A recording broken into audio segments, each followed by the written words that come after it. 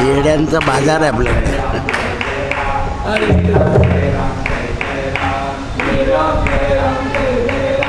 श्रीराम जय राम जय जय राम.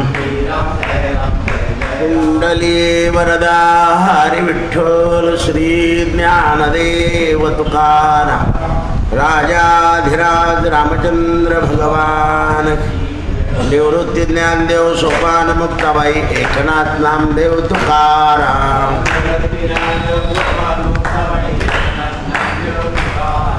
निवृत्ती ज्ञानदेव सोपान मुक्ताबाई एकनाथ नामदेव तुकाराम.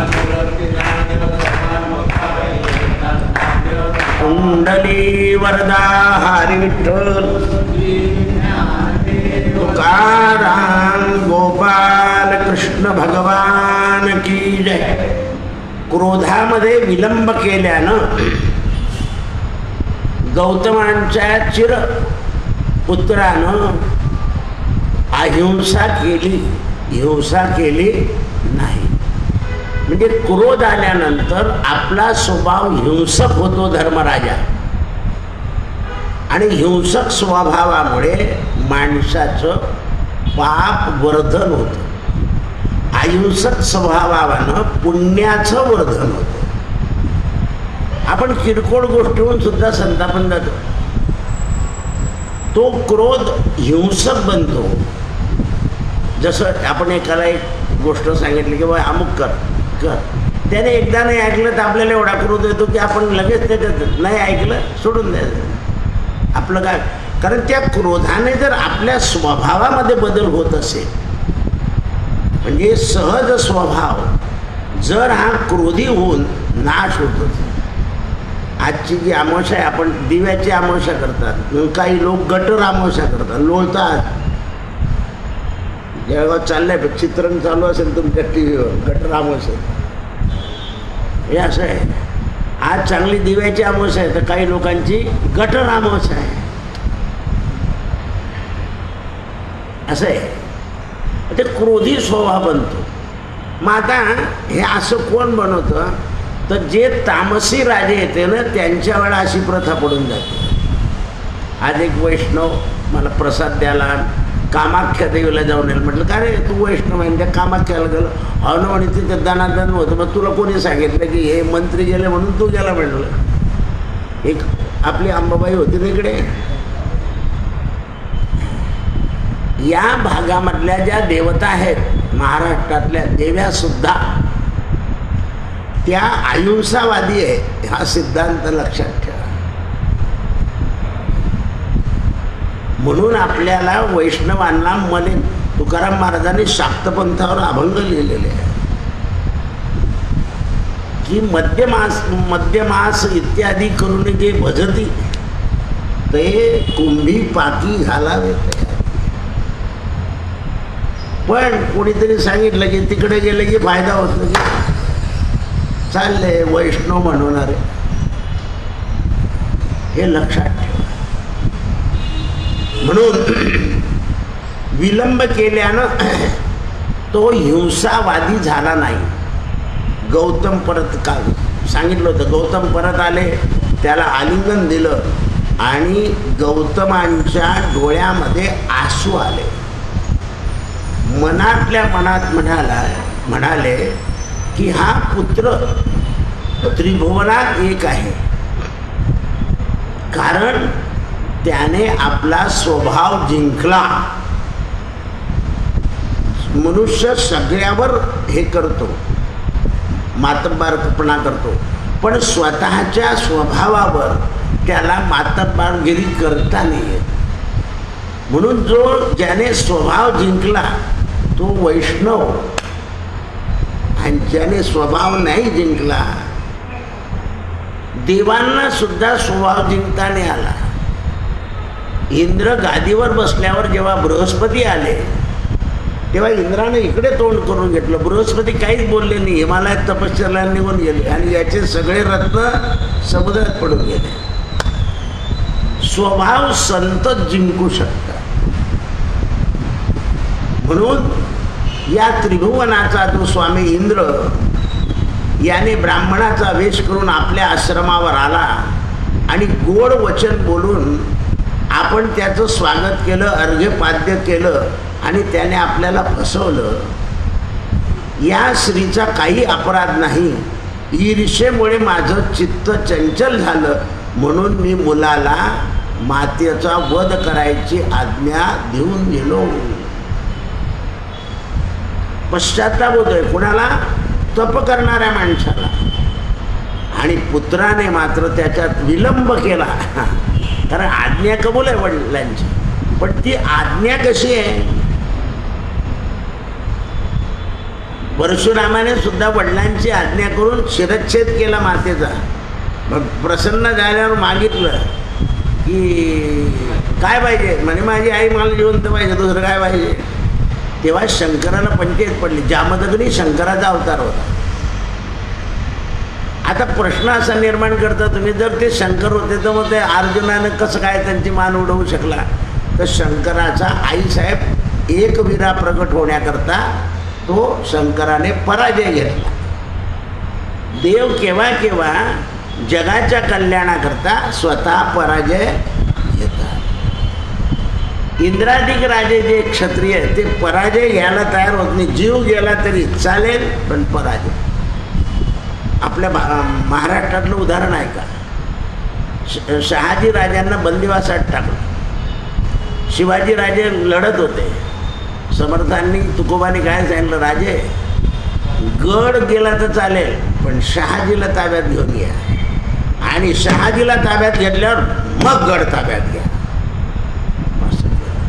सहजासहजी हिंसा उदिलेली याला म्हणतात संत. गड जाऊ द्या, दगड माती आहे, शहाजीला परत आणलं आणि मग तिथे स्वारी केली, त्यांना संपवलं. असं हिंसा नाही होते. क्षत्रियाला हिंसेचं पाप नाही आहे, कारण तो सत्याकरता आणि सत्याकरता फक्त सनातन धर्म झटणारा, इतर नाही. आताही काय वचन होतं? आम्हाला फक्त अतिरेकी मारायचे, दुसरा शब्द नव्हता. ते मारले नाही तर आणखीन एक डागाला काय हरकत होत नाही. असं आहे. आता कोणी काही म्हणेल, कोणी काही म्हणेल, पण तसं नाही.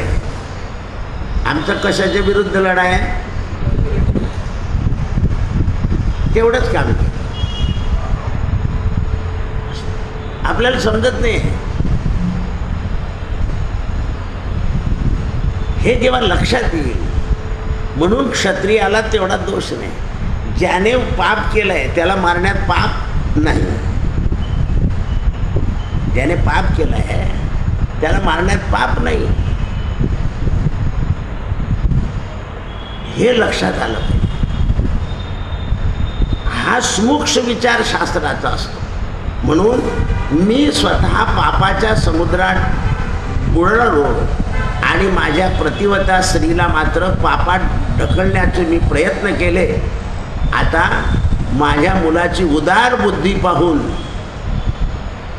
मला आनंद झाला आहे. नाहीतर मी त्याला माझ्या पत्नीची म्हणजे त्याच्या आईचीच हत्या करायची आज्ञा करून गेलो होतो.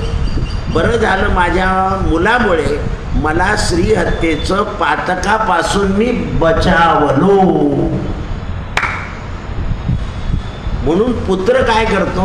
पित्याला नरकात टाकतो, नरकातून सुद्धा पुत्र उद्धार करतो.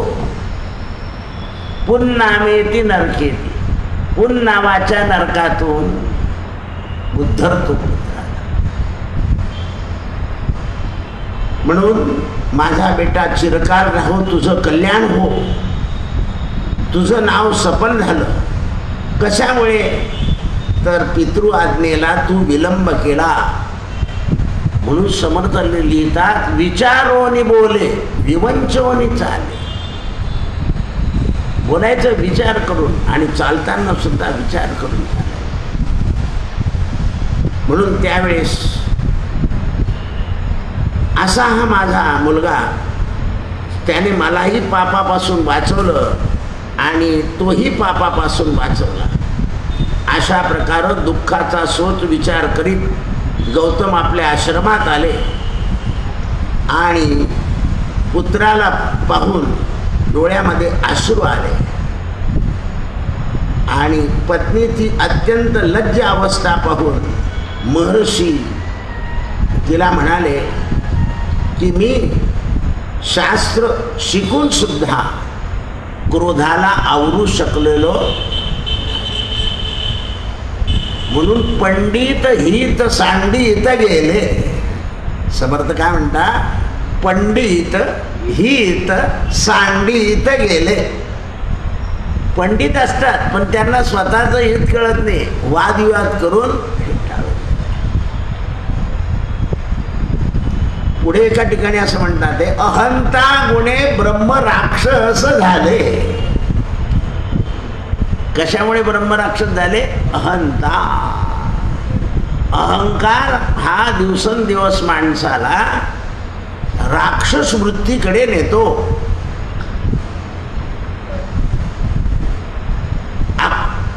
अहंता राक्षस बुद्धीकडे, मीच सगळा करताय, माझंच म्हणणं खरं आहे, हे लक्षात आलं पाहिजे. जसं आपण आता निवृत्त आहे, मुलगा कर्तृत्वान झाला तर त्याला त्याचं करू द्यावं. त्याने जर विचारलं मी हे करतो हे बरोबर आहे का, तेव्हा उत्तर द्यावं. नाहीतर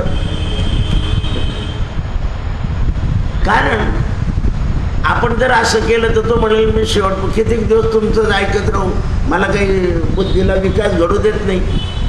मग लोक काय करतात, मोठ्या झाडाखाली लहान झाड वाढत नाही, झाडाचं उदाहरण देऊन टाकतात. पण झाडाची क्रिया आणि माणसाच्या क्रियेमध्ये फरक आहे. म्हणून प्रत्येक कार्य करताना आई आणि वडील यांच्या समोर ठेवायचं आहे की हे माझं करण्याचं कवा, यात काय हित आहे आणि काय अहित आहे हा तुम्ही निर्णय द्यावा. तर पुत्राला उपदेश दिला तर खरं ठरतं. नाही तर ते काय म्हणतात, आम्हाला काही करूच देत नाही, होईल नुकसान, अनुभव तर येईल असं बोलतात ते. मी आता परत येणार नाही उत्तर ऐकलं होतं ना तुम्हीच मला सांगितलं होतं ना. हे लक्षात ठेवा. कारण जे विधिलिखित घडणार असेल तो आता सुज्ञ झालाय. जे विधिलिखित त्याच्या नशिबात घडणार असेल त्याला आपण आवरू शकत नाही. 3 पशु मारून आणायला सांगितले वशिष्ठाने दशरथ राजाला. असं थोडंच सांगितलं होतं की माणसं मारून आण. पण राजाच्या हातून काय मरणार, कोण मरणार होते? बाल हत्या, स्त्री हत्या आणि ब्रह्महत्या, या 3 हत्येचं पातक लागणार होतं. आणि त्या ब्राह्मणाने याला श्राप द्यावा की आम्ही ज्याप्रमाणे पुत्र पुत्र करत मरत आहोत त्याप्रमाणे तूही पुत्र पुत्र करत मर, म्हणजे देवाला अवतार घेता येईल.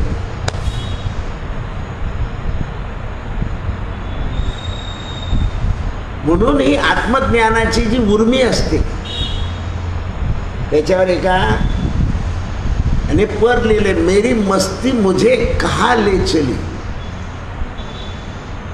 हे जे ज्ञानाची ती एक उर्मी असते ती माणसाला कुठे घेऊन जाईल हे सांगता येत नाही. आता जग सांगताय ना, हा सूर्य इतका तापतोय की ही उष्णता माणसाला कुठे घेऊन जाईल सांगता येत नाही. खरंच आहे तसं. काही देशामध्ये नुसतं तापतंय, तसे फवारे लावले पाण्याचे की माणूस रस्त्याने चालताना त्याला गार वाटलं पाहिजे. म्हणजे नारायण कोपताय. आता सूर्यनारायण कोपताय. आज एक ग्रह सापडला आकाशामध्ये, हिरा. म्हणजे तो पृथ्वीला काही उपयोगाचा नाही पण आहे, तो पृथ्वीपेक्षाही मोठा आहे. पाहिजे सगळं ज्ञान होऊन जाईल पण ते आपल्याला किती पूरक आहे आणि किती पूरक नाही हे सापडणार नाही. खरं अथांग आहे ना, पृथ्वीची जी कक्षा आहे हे अथांग आहे. ग्रह तारे नक्षत्र. म्हणून ते म्हणतात की माझ्या हत्याराचं दोष मला एवढं शास्त्र शिकून सुद्धा मिळालं नाही, म्हणून मुलाला उचललं, जवळ घेतलं आणि मुलाचं मस्तक हुंगलं आणि मस्तक हुंगल्यानंतर त्याची प्रशंसा केली, त्याला आशीर्वाद दिला, हे वत्सा तू सदा चिरजीवी हो आणि म्हणून तुझं कल्याण हो, चिरकालापर्यंत तुझे विचार राहो आणि जगात माझे आणि तुझे विचार समाजाला कळो. अशा प्रकारे त्या समयाला ते दुःख करून सर्व परित्याग करून, काल किती काळ असतो तो म्हणे, काळामध्ये राग, दर्प, अभिमान, द्रोह आणि पाप हे भरलेलं असतं. कोणताही काळ असो त्याच्यामध्ये असतंच. सत्ययुगा रामाच्या काळामध्ये रावणाला अहंकार नव्हता का? होता. हे जे सगळं वातावरण आहे हे प्रत्येक युगात असतं. ते असल्याशिवाय युग चालत. अमृत पाहिजे होतं तर काय सहन करावं लागलं? विष. म्हणजे ते तर आधीच निघालं. प्रपंचामध्ये सुद्धा आपल्याला श्रम करता करता काय सहन करावं लागतं? दुःख. आणि मग त्याचा नंतर काळ येतो सुखाचा. आणि त्याचे किती वर्ष सांगितले? 75 वर्ष अमृत महोत्सव. पण अमृत महोत्सव करताना प्रकृती कशी राहिली पाहिजे? अशी जर राहिली तर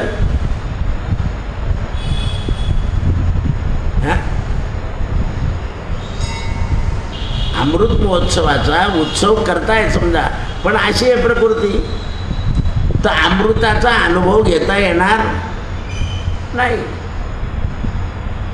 आता जसं तुम्हाला दूध दिलं, मी किती विचारलं की दूध कसं झालं होतं, तुम्ही म्हणाल छान. पण छान झालं हे पिण्याकरता मला काय करावं लागेल? दूध प्यावं लागेल ना. त्याच्याशिवाय मला कळणार नाही. आणि मला गोड दूध प्यायचं नाही म्हणजे काय उपयोग झाला? तसं आहे जगामध्ये. कावळे गुरुजी म्हणतात थोडं घ्यायला काय हरकत आहे, पण नाही ते विषय आहे. असं आहे. अमृताचा अनुभव जो आहे तो शरीरात अमृतत्व असलं तर. आता जर शरीरात 20 तत्व आहे तर ते गोड जाईल कुठून? म्हणून अमृतत्व कायम राहण्याकरता स्वभाव चांगला पाहिजे. तरी श्री हरी पाविजे. नाही तर एका कवीने असं सांगितलं आहे, मनुष्य 55 पर्यंत आयुष्य चांगलं भोगतो. कोणापर्यंत? 55 वर्षापर्यंत. आणि जसे 55चे त्याला 2 वर्ष कमी राहतात, बस 8 की तो 2च वर्ष राहिले, 2च वर्ष राहिले, 2च वर्ष असं करायला लागतं. ओतने पण करावं लागतंय. लवकर जर रिटायर झाले तर काय पाणी पडणार आहे? म्हणजे कशासारखा वागतो तो? बैलासारखा. चालल्या म्हणजे बैलाचं 10 वर्ष आयुष्य घेतो उडायतो. असं प्रत्येकाचं सांगितलं आहे. मग वाकडा होतो, उंटाचं आयुष्य बघतो, तरी करतोच सगळं. नंतर माकडाकडून 10 वर्ष घेतलं आहे, किती झाले? 80 झाले 10, असा बसतो. आणि शेवटचं 10 वर्ष कुत्र्याकडून घेतले. कुत्रा आला होता ब्रह्मदेवाकडे, 20 वर्ष आयुष्य. म्हणे काय करतात देवा? याच्या त्याच्या दारापुढे जावं लागतं. म्हणे मग याचं 10 वर्ष कोणाला देऊ? माणूस म्हणे मला देऊन द्या ना. 90 आणि 10 100. शेवटी कुत्र्याचं खाऊ, याला बोल, त्याला बोल, त्याला बोल. माणसाची दशा सांगितली आहे. गमतीचा जरी विषय असला तरी समजून सांगितलं आहे. बरेच लोक शरीराने काही होते पण तोंडाने इतके कठीण असतात ते, तर घरातले लोक म्हणतात जातील केव्हा कोणास. हे रहस्य लक्षात आलं पाहिजे. आत्ता संध्याकाळी गोपी इथे उभा होता आणि एक बाई उभी होती. मी म्हटलं बाई, ही बाई या लोकांना काय विचारते? तिला पाहिजे होते हार. कोणी गेला असेल. आता तिला होतं सुतक. तिला असं वाटलं मी देवाचे हार कशा ना. म्हटलं तू सुतकाच्या ठिकाणी सुतक जात आहे, तूच घेऊन जा हार. कारण आता हा पोरगा तिकडं ड्युटीत जाणार, परत तिथे जाणार, हा सुटकाच्या घरी गेला म्हटलं तर हा आंघोळ करणार आणि जेवायला बसणार, कारण तो माझा किती केलं तरी. मी तेवढा विचार करून त्या बाईला म्हटलं तू हार घेऊन जा, तू सुटकाचे तिथे सुतकच आहे. त्यामुळे आपल्याकडे मुलगी आणि मुलगा जर कुवारे असले तर त्यांना आपण पूजा करायला लावायचं पूर्वी घरामध्ये, कारण यांना सुतक नसतं.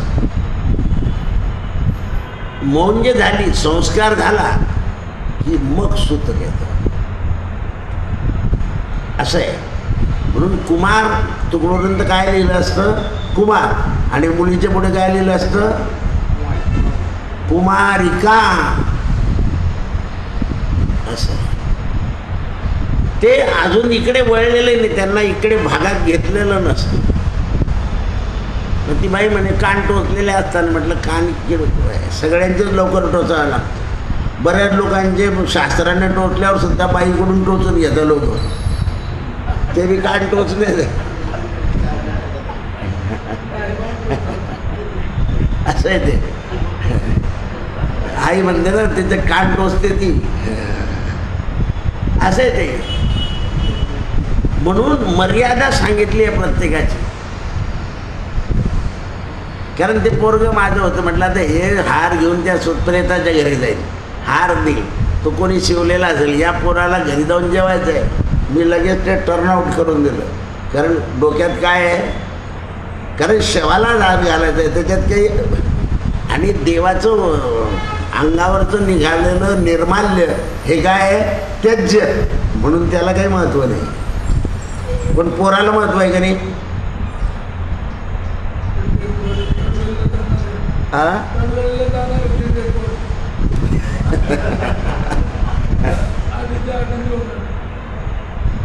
म्हणजे केवढा उपद्व्याप आहे. म्हणून ते म्हणतात, आणि जो गेला त्याने मंदिर पाहिलं कधी पण वाटतो. म्हणून द्रोह पाप हे जे आहे याला विलंब करत राहावा, याच्यावर खूप विचार करावा, आणि नंतर दुसऱ्याच्या अपराधाची शिक्षा द्यावी. गौतमांनी मोकळं केलं. धर्मराजा, हे मी तुला सांगतोय, तुझ्या राज्यात असं घडायला नको. तू म्हणशील तुम्ही हे दुर्योधनाला का सांगितलं नाही, तर दुर्योधन या पात्रतेचा, जो पात्र असतो त्याला ज्ञान सांगता, जो ऐकणारा असतो त्याला सांगता, जो ऐकत नाही त्याला सांगून उपयोग.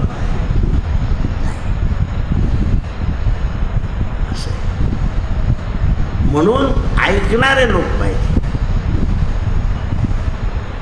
विश्वपिता म्हणाले, धर्मराजा, अशा प्रकारे गौतमाने आपल्या पुत्राला विलंबपूर्वक कार्य केल्यानं प्रसन्न झाले. म्हणून प्रत्येक कार्यात विचार करून काम करा, नाहीतर माणसाच्या हातात पश्चाताप पडतो. दुसऱ्या काहीच राहत नाही हातात. अहो, संतापले की पोरगा अभ्यासाला उठलं तर घड्याळ मारून फेकलं. आता ते घड्याळ मारून फेकलं, डोक्याला लागलं आणि जखम झाली, म्हणजे आली का उपाधी? हा क्रोध असा असतो. म्हणून पुरुषानं अधिक कोणाच्या तरी सेवेमध्ये राहावं आणि मनाला आपल्या ताब्यात ठेवावं. दुसऱ्याच्या सेवेने आपलं मन आपल्या ताब्यात येतं. म्हणून जगामध्ये सेवा धर्म श्रेष्ठ सांगितलेला आहे.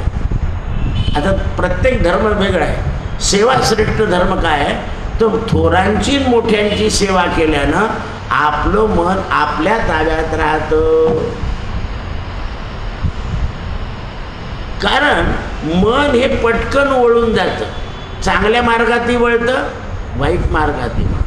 मनाला मार्ग दिशा चांगली मिळाली पाहिजे.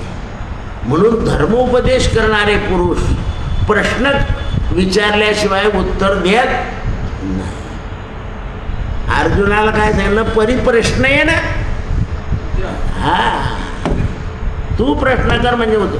म्हणून इथे रामसुखजी महाराज बसले याच व्यासपीठावर, आणि त्यांनी हा प्रश्न विचारला की तुम्ही प्रश्न विचारायचा आणि मी उत्तर सांगायचं. कारण मी सांगायचं आणि ते तुम्हाला नाही पटायचं, प्रश्नाचं उत्तर मिळालं की माणसाचं समाधान होतं, नुसतं ऐकून समाधान कमी होतं. मग आपण काय करतो, आपल्या विवेचनामध्ये प्रश्न निर्माण करतो आणि प्रश्नाचं उत्तर लगेच सांगतो. प्रश्न अनेक लोकांच्या मनात असतात. आता दुपारी मला त्या पत्रकार लोकांनी विचारलं ना की 12 ज्योतिर्लिंगामध्ये वरचं शर्ट काढून आत का जावं लागतं. त्यांना म्हटलं शंकराच्या पिंडीमध्ये ऊर्जा आहे. आपले जे 12 ज्योतिर्लिंग आहे यांच्यामध्ये असं तेज आहे की ते तेज माणसाच्या शरीरामध्ये प्रवेश करतं. राजीव गांधी पंतप्रधान असताना 12 ज्योतिर्लिंगाचं तेज शोधायला सुरुवात केली तर आधी त्यांनी दक्षिणेकडचं शोधलं. तर त्यामध्ये ऊर्जा खूप आहे दक्षिणेच्या पिंडीमध्ये, म्हणून त्याच्यावर मधाने अभिषेक आहे, पाण्याने नाही. कारण त्या मधाने ती ऊर्जा जी आहे ती कमी प्रमाणात बाहेर पडते.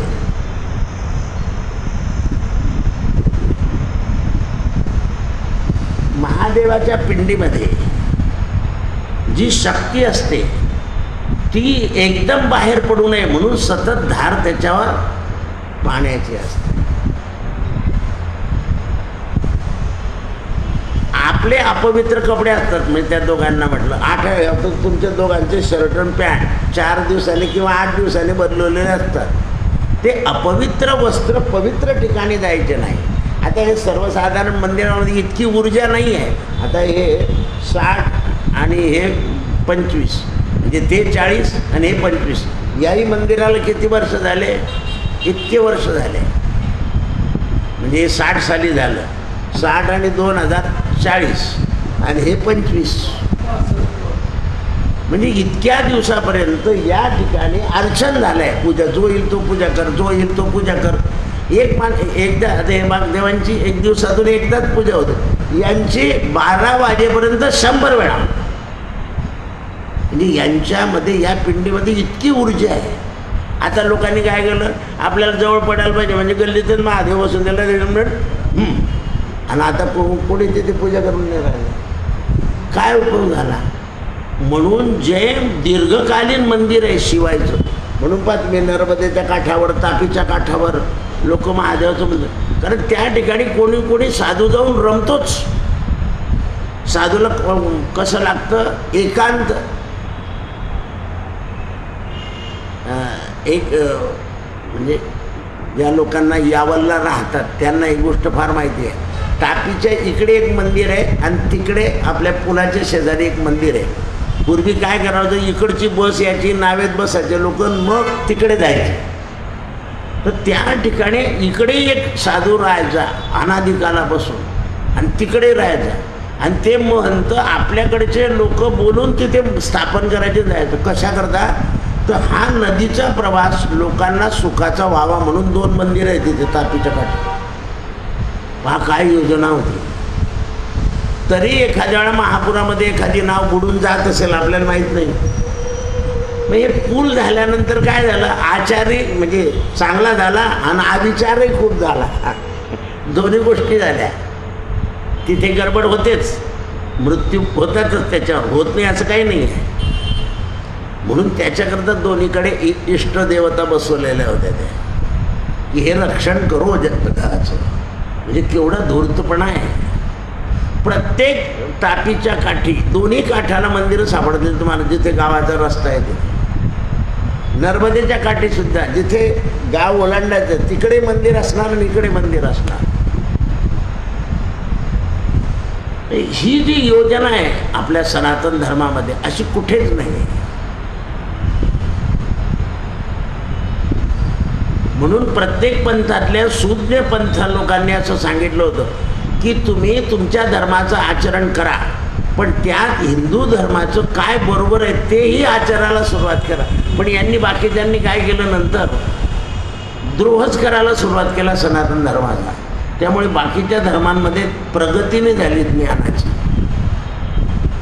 आपल्याकडे प्रगती झाली आहे. आपल्याकडे आता तुम्ही बघा, रोज आकडे डिक्लेअर होत आहे. बद्रीनाथ, केदारनाथ, गंगोत्री आणि जन्मोत्री आणि अमरनाथ, तो लाखोरी आहे. म्हणजे भावना असल्याशिवाय तर म्हणून जरी तो फिरायला गेला तरी मनामध्ये काय आहे? आम्ही बद्रीनाथाचं दर्शन करून आलो, आम्ही केदारनाथाचं दर्शन करून आलो, गर्दी आहे पण भावना आहे. सनातन धर्मामध्ये भावना आहे, इतर पंथांमध्ये भावना नाही. भावना नाही. ते वैयक्तिक स्वार्थाकरता कोणालाही सोडून देतात, कोणालाही धरून येतात. आपल्याकडे नाही आहे. आता तिकडं ख्रिश्चन स्त्रिया यांच्या स्त्रिया हे असं विचार करतात की हे माणसं इतके वर्ष एकच टिकतं का? म्हणजे एकच स्त्री 50 वर्ष 60 वर्ष एकच पुरुष. तर ते विचार करायला लागले, त्या स्त्रियांची शक्ती वाढली आता. असं कसं आणि इकडे असं कसं, हे त्यांना तफावत कळायला लागले. म्हणून तिकडे स्त्रियांनी काय केला? गोंधळ. नाही, आमच्यावर अन्याय होतो, आम्ही दबून नाही राहणार, आम्ही इतकं मनाला हे करणार. बाहेर पडल्या त्या. म्हणून त्या राष्ट्राने काय केलं? मोकळं करून दिलं त्यांना. कारण धर्म कळाला ना. इथे फक्त ईर्ष्या, राग, द्वेष आणि स्वार्थ आहे, इथे नाही. हे जेव्हा समजायला लागलं, नाही तर पूर्वी काय सांगेल? बाबा वाक्यम प्रमाणम. आता बाबा वाक्यम प्रमाणम नाही आहे. लोकांना कळतं की हे काय आहे आणि हे काय नाही. आपल्याकडे तीर्थयात्रेला गेल्यानंतर सभ्य बसणे, सभ्य राहणे, त्यांच्याकडे सुद्धा जातात, पण हुल्लडबाजी आहे. त्यांना ते कळालं की बा हे असं कसं करतात. मग आपल्याकडे काही व्हायला पाहिजे. तर म्हणून त्यांना सांगितलं होतं बाकीच्या सगळ्या सनातन धर्माचं जे तुम्हाला योग्य वाटेल ते आचरण करा, कारण त्याच्यामध्ये सगळ्यांना धरून ठेवलेलं आहे. जो धरून ठेवतो तो धर्म, आणि जो बुडवतो तो अधर्म. दुर्योधन अधर्म होता, धर्मराजा. म्हणून धर्मराजानं दुसरा प्रश्न विचारलाय, पितामह राजाने कोणती हिंसा करावी, बिना राजाची प्रजाचं रक्षण कसं होईल? भीष्म पितामह म्हणतात, धर्मराजा या विषयामध्ये द्युमतसेन व सत्यवान स्वरूपाचा संवाद आहे. प्राचीन इतिहासाचं उदाहरण तुला देतो, तो ऐक. सत्यवानाचा पिता त्याला आज्ञा करतो की अपराध्याला फाशीवरच चढवायचं. बरोबर आहे? हा सत्यवान आहे. हा म्हणतो असं कसं काय? कारण हिंसाच करायची नाही, मग कसं काय त्याला फाशीवर चढवायचं? नाही. ज्याच्यामुळे अनेक लोक मरत असतील, लक्ष द्या, आता 5 मिनिटातच तुम्हाला मुद्दा तुमच्या लक्षात येईल. ज्याच्यामुळे अनेक लोक मरत असतील त्याला मारणं हिंसा नाही. कारण त्याला जर जिवंत ठेवला तर आणखीन हिंसा होते. मग कावरेल कुत्र्याला मारायचं का नाही? भारताचा गोंधळ झालाय बा. एकच कुत्रं DSP ऑफिसमध्ये 9 लोकांना चावलं.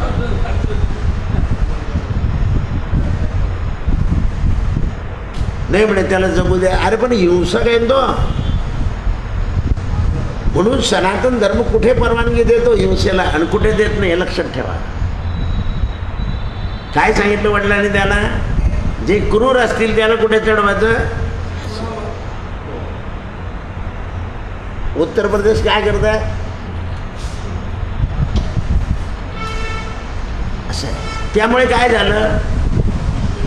कमी झालं, ब्रेक लागला. मग हिंसा आणि अहिंसा राजाला का करावी लागते?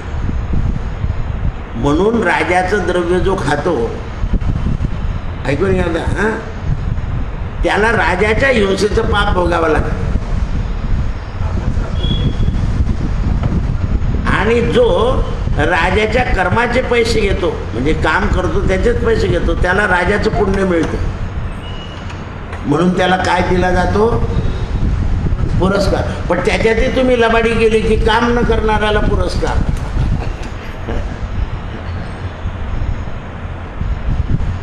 असं आहे. क्षत्रियांना पुरस्कार का द्यायचे माहिती का? त्याला शौर्याचा जोर आला पाहिजे म्हणून. त्याच्या पुरस्कारात काही नाही क्षत्रिय, पण हे बाकीचे जे आहे त्यांचं काय? वीर का म्हटलं गेलं तर पराक्रम केलं त्यानं. क्षत्रिय चाणाक्षच पाहिजे. आता तुम्ही कुठेही जाल नदीच्या काठीन, काही गोंधळ करा, कुठेही एवढ्या धारेमध्ये आंघोळ करा आणि पोलिसांनी लक्ष दिलं, आता का तुमच्यावर कोणत्या कोणत्या ठिकाणी लक्ष द्याल? हां, बरं तुम्हाला प्रत्येकाला अटकलं तर आम्हाला हे करत. दुर्घटना टाळण्याकरता त्यांचं लक्ष असतं आणि म्हणून जे म्हणतात नो याच्या पुढे जाऊ नका, म्हणजे त्यांचं ऐकलं पाहिजे तुम्ही. म्हणून ते म्हणतात की अपराध्याचा वध करणं हा राजाचा धर्म झाला. आता अधर्म धर्म कसा होतो लक्षात ठेव. अर्जुन घाबरला आणि भगवंताला म्हणाला की मी युद्ध करत नाही, म्हणे मग तू नरकात जाशील. तुझ्या भावाला भगवंताने धर्म समजवला. क्षात्र धर्म काय आहे? जर युद्ध करता रणांगणात पडला तर स्वर्गाला जाशील आणि इथून पळून गेला तर नरकात जाशील. क्षात्र धर्म आहे. आता मग तुम्ही एवढ्याले प्रेत पडतात आणि आपले पोलीस लोक तिथे उभे राहतात, लोक घाबरतात, तू उभाच राहतो. असं सांगा त्या एखाद्या पोलिसाला ते प्रेत कधी अंगात आलाय का? नाही, कारण त्याने कपडे घातले, वेश घातला त्याने. तो असा का आजारी पोलीस तो टाईट उभा राहत होतो काय पाहतो तिकडे आपण.